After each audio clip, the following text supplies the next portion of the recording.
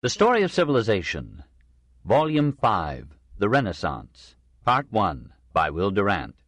Continued. Cassette 8, Side 2. When the banker Agostino Chigi visited his native Siena in 1507, he took a fancy to Sodoma's work and invited him to Rome. Pope Julius II set the artist to work painting one of the rooms of Nicholas V in the Vatican, but Sodoma spent so much time living up to his name that the old pope soon turned him out. Raphael replaced him, and Sodoma, in a modest moment, studied the young master's style and absorbed something of his smooth finish and delicate grace. Chigi rescued Sodoma by engaging him to paint in the Villa Chigi the story of Alexander and Roxana, and soon Leo X, succeeding Julius, restored Sodoma to papal favor. Giovanni painted for the jolly pope a nude Lucretia stabbing herself to death. Leo rewarded him well and made him a cavalier of the Order of Christ. Returning to Siena with these laurels, Sodoma received numerous commissions from clergy and laity. Though apparently a skeptic, he painted Madonnas almost as lovely as Raphael's. The martyrdom of St. Sebastian was a subject especially to his taste, and his rendering of the theme in the Pitti Palace has never been excelled. In the church of San Domenico at Siena, he pictured St. Catherine fainting so realistically that Baldassare Peruzzi pronounced the painting incomparable in its kind. While engaged on these religious subjects, Sodoma scandalized Siena with what Vasari calls his bestial pursuits. His manner of life was licentious and dishonorable, and as he always had boys and beardless youths about him of whom he was inordinately fond, this earned him the name of Sodoma. Instead of feeling shame, he gloried in it, writing verses about it and singing them to the accompaniment of the lute. He loved to fill his house with all kinds of curious animals, badgers, squirrels, apes, catamounts, dwarf asses, Barbary racehorses, Elba ponies, jackdaws, bantams, turtle doves, and similar creatures. In addition to these, he had a raven which he had taught to speak so well that it imitated his voice, especially in answering the door, and many mistook it for its master. The other animals were so tame that they were always about him, with their strange gambols, so that his house resembled a veritable Noah's Ark. He married a woman of good family, but after giving him one child, she left him. Having worn out his welcome and his income in Siena, he went to Volterra, Pisa, and Lucca from 1541 to 1542, seeking new patrons. When these two ran out, Sodoma went back to Siena, shared his poverty for 7 years with his animals, and died at 72. He had accomplished in art all that a skilled hand could do without a deepened soul to guide it. The man who superseded him at Siena was Domenico Beccafumi. When Perugino came there in 1508, Domenico studied his style. When Perugino left, Domenico sought further instruction in Rome, familiarized himself with the remains of classic art, and sought the secrets of Raphael and Michelangelo. In Siena again, he first imitated Sodoma, then rivaled him. The Signory asked him to decorate the Sala del Consistorio. He painted its walls during 6 laborious years, from 1529 to 1535, with scenes from Roman history. The result was technically excellent, spiritually dead. When Beccafumi died in 1551, the Sienese Renaissance was finished.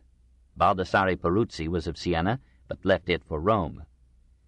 Siena fell back into the arms of the Virgin and adjusted itself without discomfort to the Counter-Reformation. To this day it is contentedly orthodox, and lures tired or curious spirits with its simple piety, its picturesque annual palio, or tournament of races, dating from 1659, and its precious immunity to modernity. 4. Umbria and the Baglioni. Hemmed in by Tuscany on the west, Latium on the south, and the Marches on the north and east, mountainous Umbria lifts up here and there the cities of Terni, Spoleto, Assisi, Foligno, Perugia, Gubbio. We preface them here with Fabriano, across the border in the Marches, because Gentile da Fabriano was a prelude to the Umbrian school. Gentile is an obscure but dominating figure, painting medieval pictures in Gubbio and Perugia and the Marches, feeling vaguely the influence of the early Sienese painters, and slowly maturing to such prominence that Pandolfo Malatesta, says a quite incredible tradition, paid him 14,000 ducats to fresco the chapel of the Broletto in Brescia, this circa 1410. Some 10 years later, the Venetian Senate commissioned him to paint a battle scene in the hall of the Great Council. Gentile Bellini seems to have been among his pupils at that time. We find him next in Florence, painting for the Church of Santa Trinita an Adoration of the Magi from 1423, which even the proud Florentines acclaimed as a masterpiece. It is still preserved in the Uffizi, a bright and picturesque cavalcade of kings and retinues, stately horses, musing cattle, squatting monkeys, alert dogs, a lovely Mary, all compellingly focused upon a charming infant who places an explorative hand upon the bald head of kneeling royalty. It is a picture admirable in gay color and flowing line, but almost primitively innocent of perspective and foreshortening. Pope Martin V called Gentile to Rome, where the artist deposited some frescoes in San Giovanni Laterano. They have disappeared, but we may surmise their quality from the enthusiasm of Rogier van der Weyden, who on seeing them pronounced Gentile the greatest painter in Italy. In the church of Santa Maria Nuova, Gentile painted other lost frescoes, one of which led Michelangelo to say to Vasari, "He had a hand like his name." Gentile died in Rome in 1424, at the height of his renown. His career is evidence that Umbria, to which he culturally belonged, was generating its own geniuses and style in art. By and large, however, the Umbrian painters took their lead from Siena and continued the religious mood without a break from Duccio to Perugino and the early Raphael. Assisi was the spiritual source of Umbrian art. The churches and legends of St. Francis disseminated through the neighboring provinces a devotion that dominated painting as well as architecture, and discountenanced the pagan or secular themes that were elsewhere invading Italian art. Portraits were seldom asked of Umbrian painters, but private individuals, sometimes using the savings of a lifetime, commissioned an artist, usually local, to paint a Madonna or a Holy Family for their favorite chapel. And there was hardly a church so poor but it could raise funds for such a symbol of hopeful piety and community pride. So Gubbio had her own painter, Ottaviano Nelli, and Foligno had Niccolo di Liberatore, and Perugia boasted Bonfigli, Perugino, and Pinturicchio. Perugia was the oldest, largest, richest, and most violent of the Umbrian towns. Placed 1,600 feet high on an almost inaccessible summit, it commanded a spacious view of the surrounding country. The site was so favorable for defense that the Etruscans built, or inherited, a city there before the foundation of Rome. Long claimed by the popes as one of the papal states, Perugia declared itself independent in 1375 and enjoyed over a century of passionate factionalism surpassed only by Siena. Two wealthy families fought for control of the city, its commerce, its government, its benefices, its 40,000 souls. The Odi and the Baglioni murdered one another by stealth or openly in the streets. Their conflicts fertilized with blood the plain that smiled beneath their towers. The Baglioni were noted for their handsome faces and physiques, their courage, and their ferocity. In the heart of pious Umbria they scorned the church and gave themselves pagan names: Ercole, Troilo, Ascanio, Annibale, Atalanta, Penelope, Lavinia, Zenobia. In 1445 the Baglioni repelled an attempt of the Odi to seize Perugia. Thereafter they ruled the city as despots, though formally acknowledging it to be a papal fief. Let Perugia's own historian, Francesco Matarazzo, describe the Baglioni government. From the day the Odi were expelled, our city went from bad to worse. All the young men followed the trade of arms. Their lives were disorderly, and every day divers excesses were divulged, and the city had lost all reason and justice. Every man administered right unto himself, by his own authority and with royal hand. The Pope sent many legates, if so be the city could be brought to order. But all who came went back in dread of being hewn to pieces, for the Baglioni threatened to throw some from the windows of the palace, so that no cardinal or other legate durst approach Perugia unless he were their friend. And the city was brought to such misery that the most lawless men were most prized, and those who had slain 2 or 3 men walked as they pleased through the palace, and went with sword or poniard to speak to the podesta and other magistrates. Every man of worth was trodden down by bravos whom the nobles favored, nor could a citizen call his property his own. The nobles first robbed one and then another of goods and land. All offices were sold or else suppressed, and taxes and extortions were so grievous that everyone cried out. "What can be done," the cardinal asked of Pope Alexander VI, "with these demons who have no fear of holy water?" Having disposed of the Odi, the Baglioni divided into new factions and fought one of the bloodiest feuds of the Renaissance. Atalanta Baglioni, being left a widow through the assassination of her husband, consoled herself with the beauty of her son Grifonetto, whom Matarazzo describes as another Ganymede. Her happiness seemed fully restored when he married Zenobia Sforza, whose beauty matched his own. But a minor branch of the Baglioni plotted to overthrow the ruling branch, Astore, Guido, Simonetto, and Gianpaolo. Valuing Grifonetto's bravery, the conspirators won him to their plan by deluding him into the belief that Gianpaolo had seduced his young wife. One night in the year 1500, when the dominant Baglioni families had left their castles and assembled in Perugia for the wedding of Astore and Lavinia, the conspirators attacked them in their beds and killed all but one of them. Gianpaolo escaped by clambering over roofs, hiding through the night with some frightened university students, disguising himself in a scholastic gown and passing out through the city gates at dawn. Atalanta, horrified to learn that her son had shared in these murders, drove him from her presence with curses. The assassins dispersed, leaving Grifonetto homeless and alone in the city. On the morrow, Gianpaolo, with an armed escort, re-entered Perugia and came upon Grifonetto in a public square.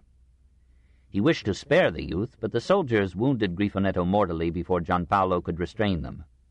Atalanta and Zenobia came from their concealment to find son and husband dying in the street. Atalanta knelt by him, took back her curses, gave him her blessing, and asked him to forgive those who had slain him.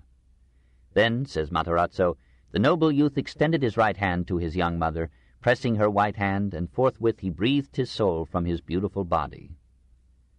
Perugino and Raphael were painting in Perugia at this time. Gianpaolo had 100 men massacred, in the streets or in the cathedral, on suspicion of complicity in the plot. He had the Palazzo Comunale decorated with the heads of the slain, and with their portraits hung head downward. Here was a substantial commission for Perugian art. Thereafter he ruled the city unchallenged until he yielded to Julius II in 1506 and consented to govern as vicar of the popes. But he did not know how to govern except by assassination. In 1520, Leo X, tired of his crimes, lured him to Rome with a safe conduct and had him beheaded in the Castel Sant'Angelo. This was one form of Renaissance diplomacy. Other Baglioni maintained themselves in power for a time, but after Malatesta Baglioni had murdered a papal legate, Pope Paul III sent forces to take final possession of the city as an appanage of the Church in 1534. 5. Perugino. Under this cloak-and-dagger government, literature and art prospered surprisingly. The same passionate temperament that worshipped the Virgin, flouted cardinals, and murdered close kin could feel the fever of creative writing or steel itself to the discipline of art. Matarazzo's Cronaca della città di Perugia, describing the zenith of the Baglioni, is one of the most vivid literary products of the Renaissance. Commerce, before the Baglioni came to power, had accumulated enough wealth to build the massive Gothic Palazzo Comunale from 1280 to 1333, and to adorn it and the adjoining Collegio del Cambio, or Chamber of Commerce, built from 1452 to 1456, with some of the finest art in Italy. The Collegio had a judicial throne and a money-changer's bench so exquisitely carved that no one could reproach the businessmen of Perugia with lack of taste. The church of San Domenico had choir stalls from 1476, almost as elegant, and a celebrated chapel of the Rosary designed by Agostino di Duccio. Agostino hesitated between sculpture and architecture.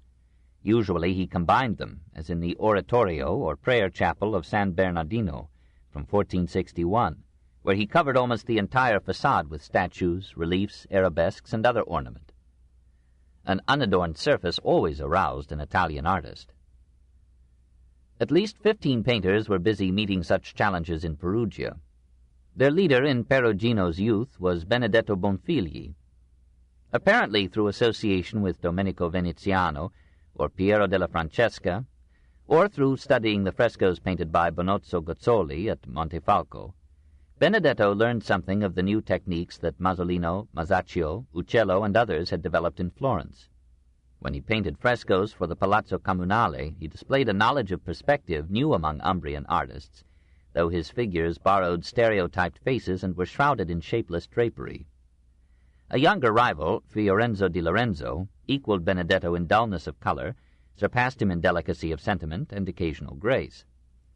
Both Bonfigli and Fiorenzo, in Perugian tradition, taught the two masters who brought Umbrian painting to its culmination. Bernardino Betti, called Pinturicchio, learned the arts of tempera and fresco from Fiorenzo, but never adopted the oil technique that came to Perugino from the Florentines. In 1481, aged 27, he accompanied Perugino to Rome and covered a panel in the Sistine Chapel with a lifeless baptism of Christ. But he improved, and when Innocent VIII bade him decorate a loggia of the Belvedere Palace, he struck out on a new line by painting views of Genoa, Milan, Florence, Venice, Naples, and Rome. His drawing was imperfect, but there was a pleasant plein-air quality in his painting that attracted Alexander VI.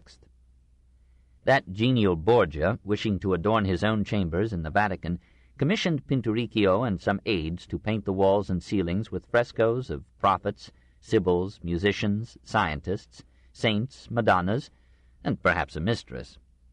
These again so pleased the Pope that when an apartment was designed for his use in the Castel Sant'Angelo, he engaged the artist to portray there some episodes in the Pope's conflict with Charles VIII in 1495. By this time, Perugia had heard of Pinturicchio's fame. It called him home, and the church of Santa Maria dei Fossi asked him for an altarpiece. He responded with a Virgin Child and St. John that satisfied all but the professionals. In Siena, as we have seen, he made the Piccolomini library radiant with a vivid portrayal of the life and legend of Pius II.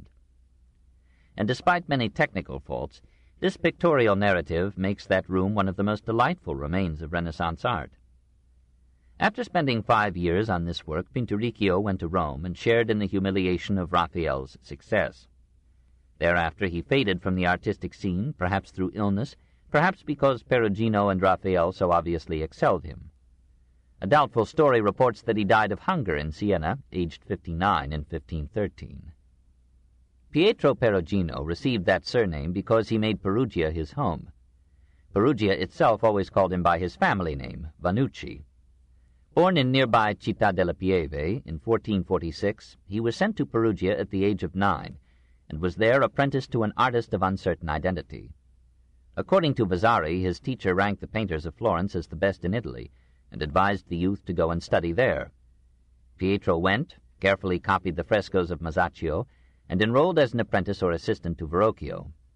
Leonardo entered Verrocchio's studio about 1468. Very probably Perugino met him, and, though 6 years older, did not disdain to learn from him some qualities of finish and grace, and a better handling of perspective, coloring, and oils.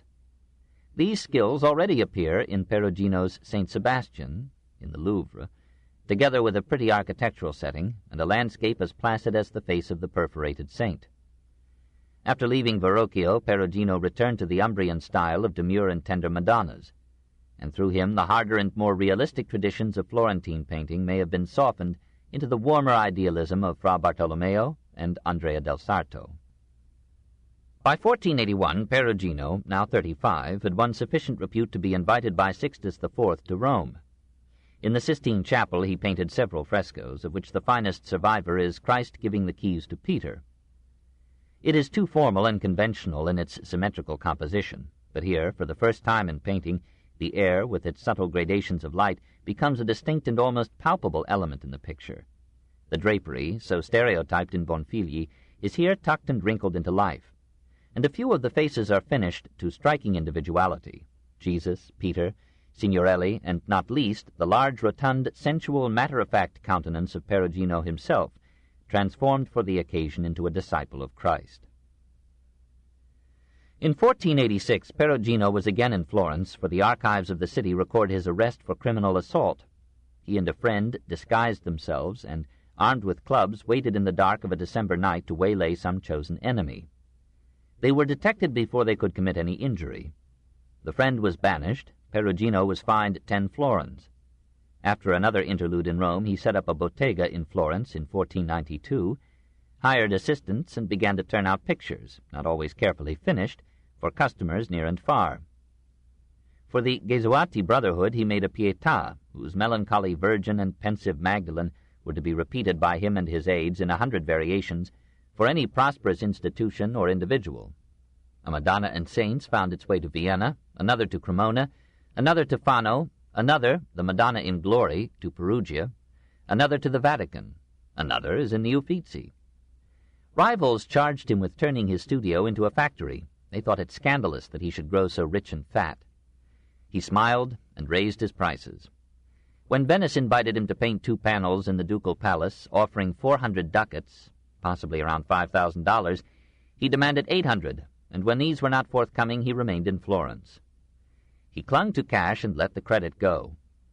He made no pretense of despising wealth. He was resolved not to starve when his brush began to tremble. He bought property in Florence and Perugia, and was bound to land on at least 1 foot after any overturn. His self-portrait in the Cambio at Perugia, from 1500, is a remarkably honest confession. A pudgy face, large nose, hair flowing carelessly from under a close red cap, eyes quiet but penetrating, lips slightly contemptuous, heavy neck and powerful frame. Here was a man hard to deceive, ready for battle, sure of himself, and holding no high opinion of the human race. He was not a religious man, says Vasari, and would never believe in the immortality of the soul. His skepticism and commercialism did not prevent him from occasional generosity, or from producing some of the tenderest devotional pictures of the Renaissance. He painted a lovable Madonna for the Certosa di Pavia, now in London, and the Magdalene attributed to him in the Louvre is so fair a sinner that one would not need divine mercy to forgive her.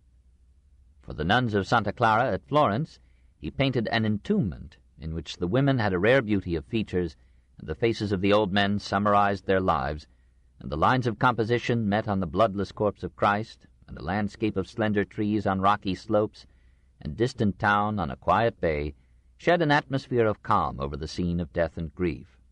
The man could paint as well as sell. His success in Florence finally convinced the Perugians of his worth. When the merchants of the Cambio decided to adorn their collegio, they emptied their pockets with tardy largesse and offered the assignment to Pietro Vannucci. Following the mood of the age and the suggestions of a local scholar, they asked that their hall of audience should be decorated with a medley of Christian and pagan subjects. On the ceiling, the 7 planets and the signs of the zodiac. On one wall, a nativity and a transfiguration. On another, the Eternal Father, the prophets, and 6 pagan sibyls, prefiguring Michelangelo's. And on another wall, the 4 classical virtues, each illustrated by pagan heroes. Prudence by Numa, Socrates, and Fabius. Justice by Pittacus, Furius, and Trajan. Fortitude by Lucius, Leonidas, and Horatius Cocles.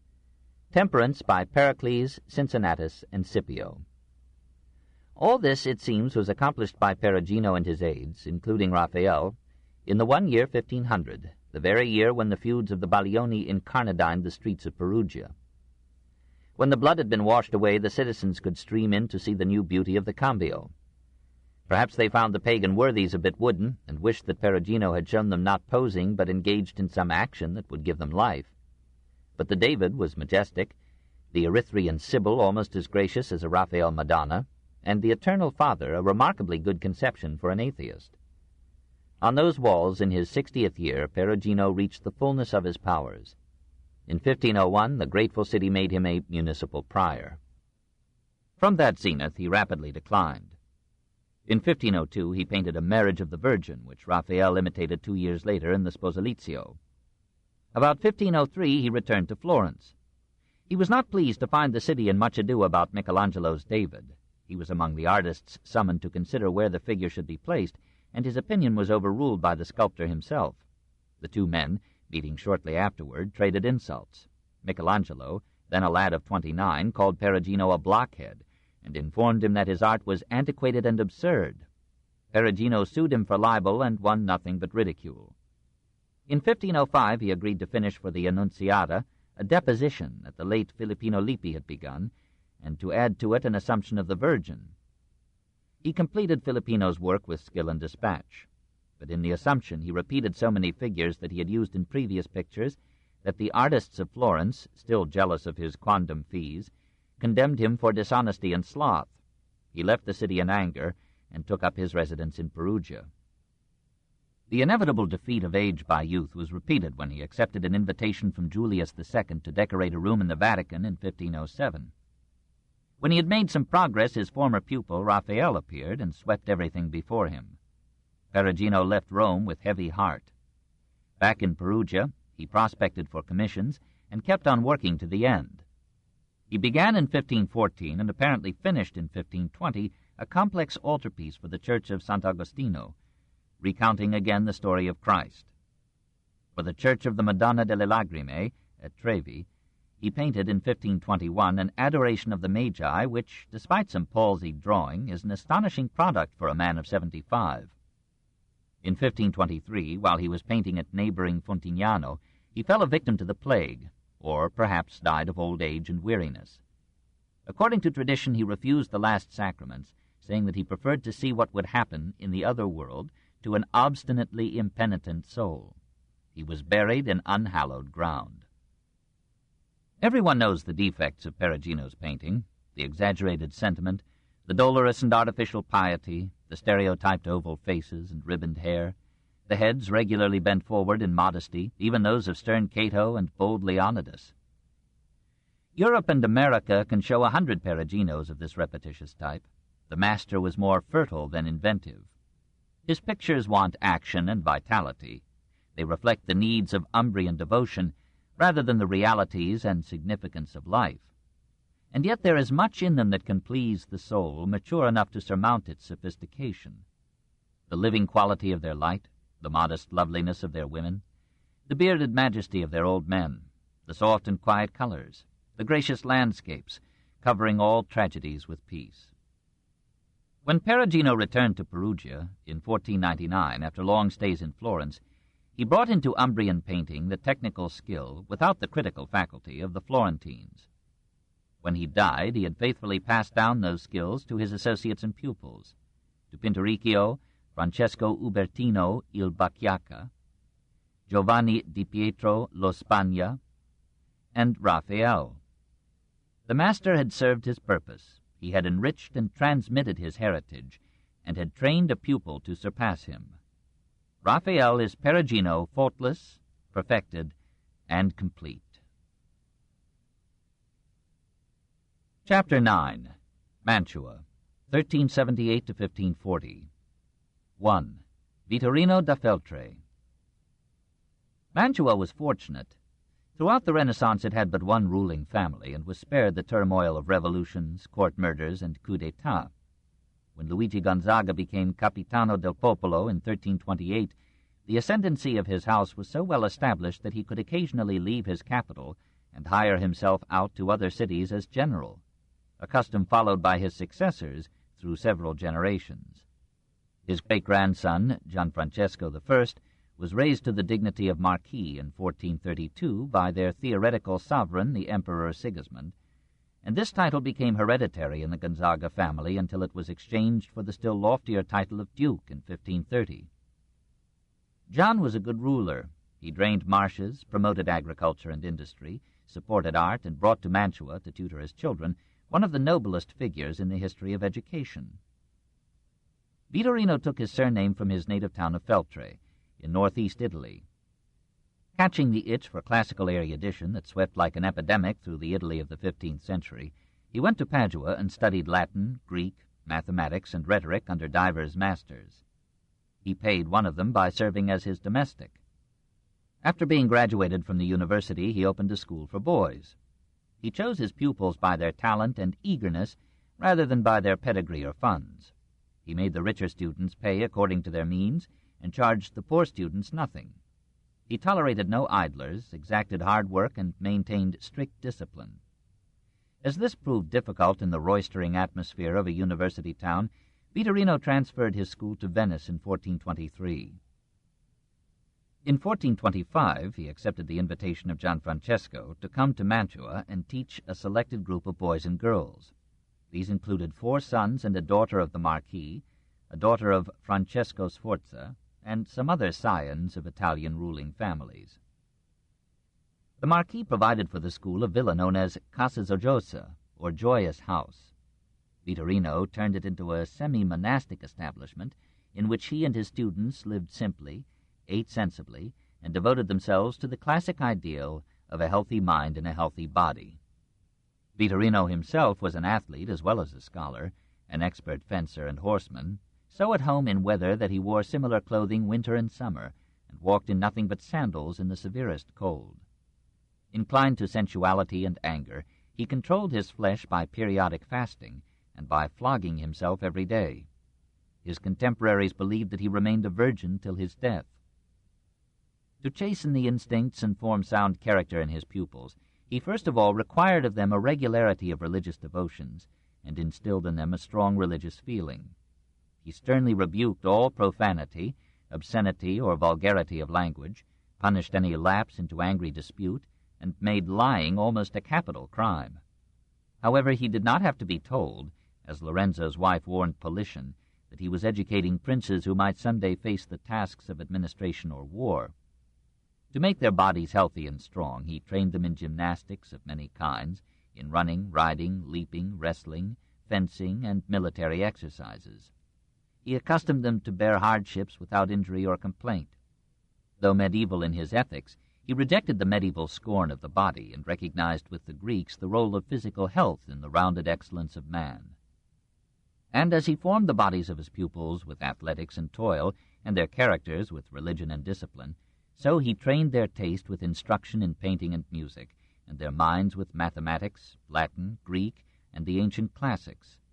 He hoped to unite in his pupils the virtues of Christian conduct with the sharp clarity of the pagan intellect and the aesthetic sensitivity of Renaissance men.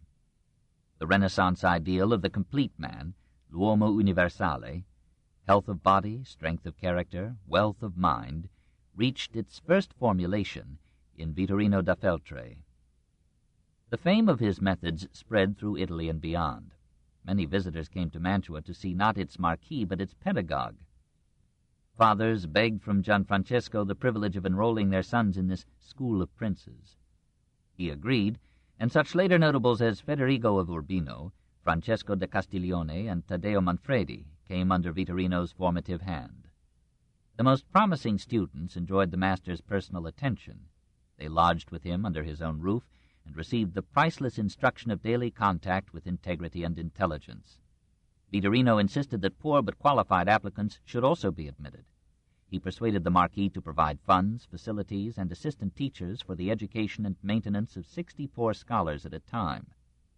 And when such funds did not suffice, Vitorino made up the difference out of his modest means. When he died in 1446, it was found that he had not left enough to pay for his funeral. Lodovico Gonzaga, who succeeded Gianfrancesco as Marquis of Mantua in 1444, was a credit to his teacher. When Vitorino took him in hand, Lodovico was a lad of 11 years, fat and indolent. Vitorino taught him to control his appetite and to make himself fit for all the tasks of government. Lodovico performed these duties well and left his state flourishing at his death. Like a true Renaissance prince, he used part of his wealth to nourish literature and art. He collected an excellent library, largely of Latin classics. He employed miniaturists to illuminate the Aeneid and the Divine Comedy. He established the first printing press in Mantua. Politian, Pico della Mirandola, Filelfo, Guarino da Verona, Platina were among the humanists who at one time or another accepted his bounty and lived at his court. At his invitation, Leon Battista Alberti came from Florence and designed the Incoronata Chapel in the cathedral and the churches of Sant'Andrea and San Sebastiano. Donatello came too, and made a bronze bust of Lodovico. And in 1460 the Marquis brought into his service one of the greatest artists of the Renaissance. 2. Andrea Mantegna, 1431 to 1506. He was born at Isola di Cartura, near Padua, 13 years before Botticelli. We must here retrace our steps in time if we are to appreciate Mantegna's achievement. He was enrolled in the Painters' Guild in Padua when he was but 10 years old. Francesco Squarcione was then the most famous teacher of painting, not only in Padua but in Italy. Andrea entered his school and progressed so rapidly that Squarcione took him into his home and adopted him as a son.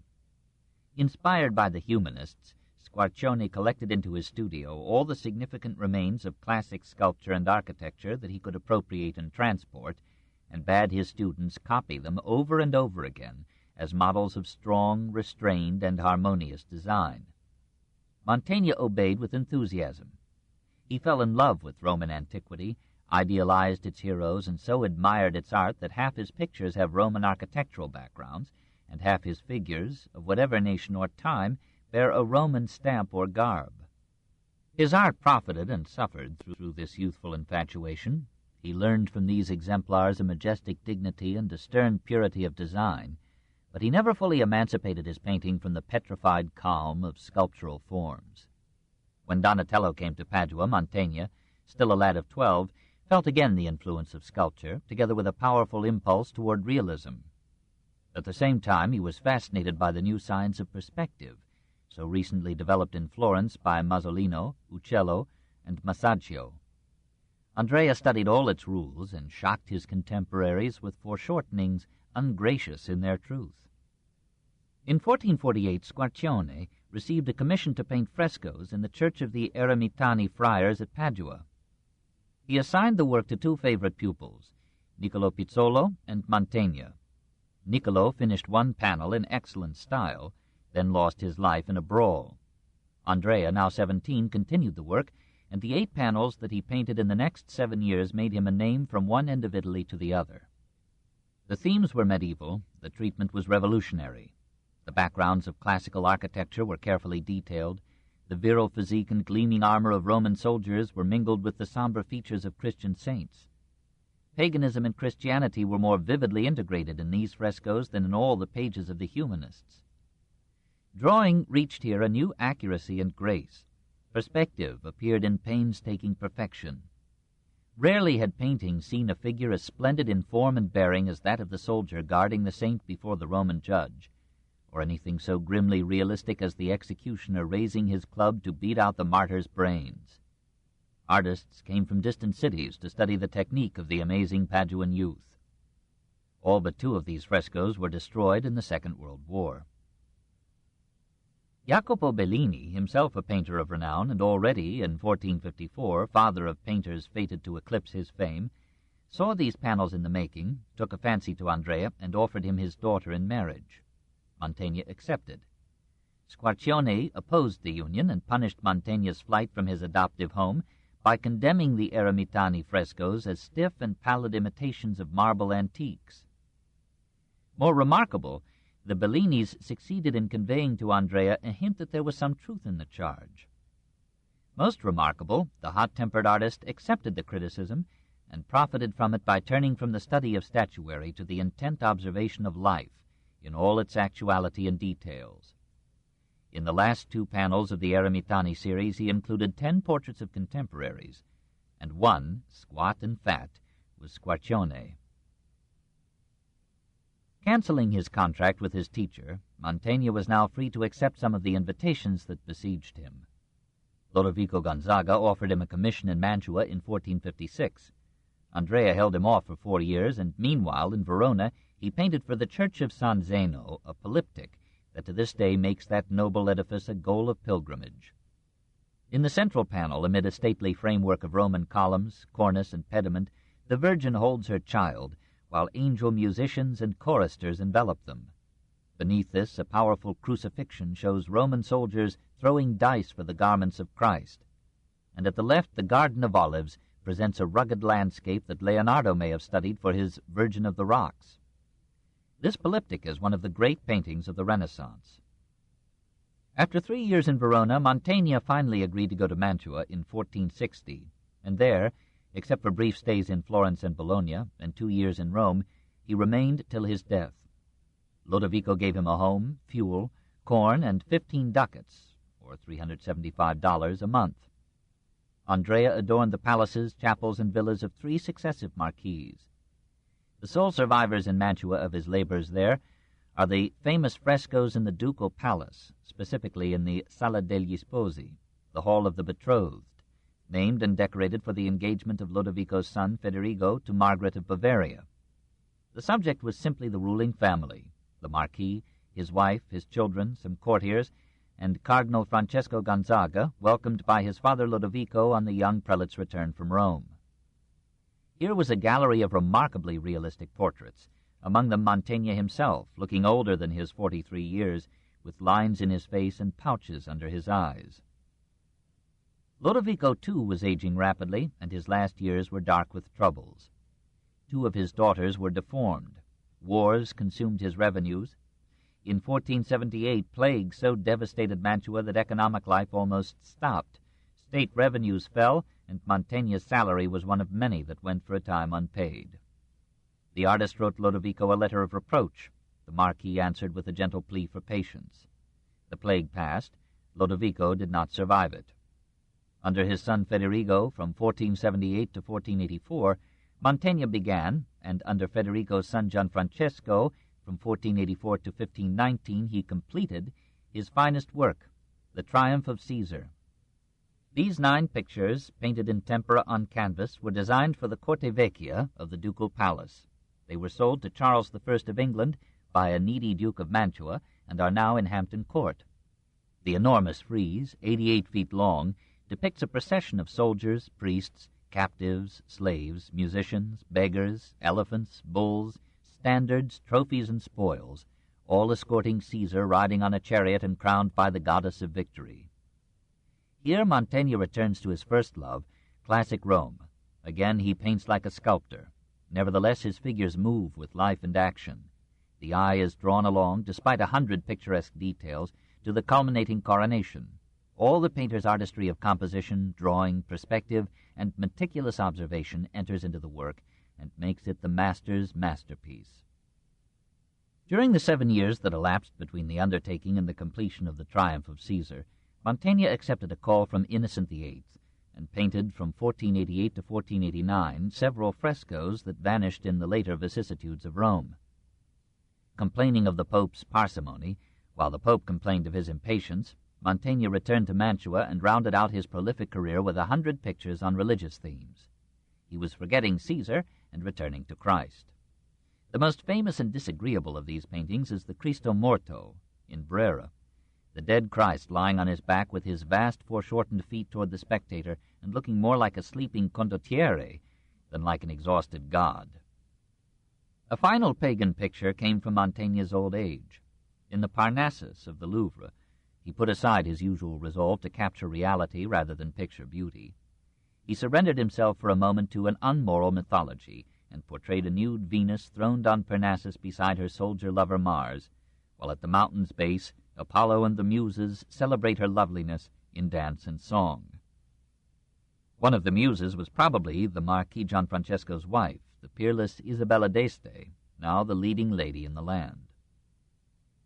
It was Mantegna's last great painting.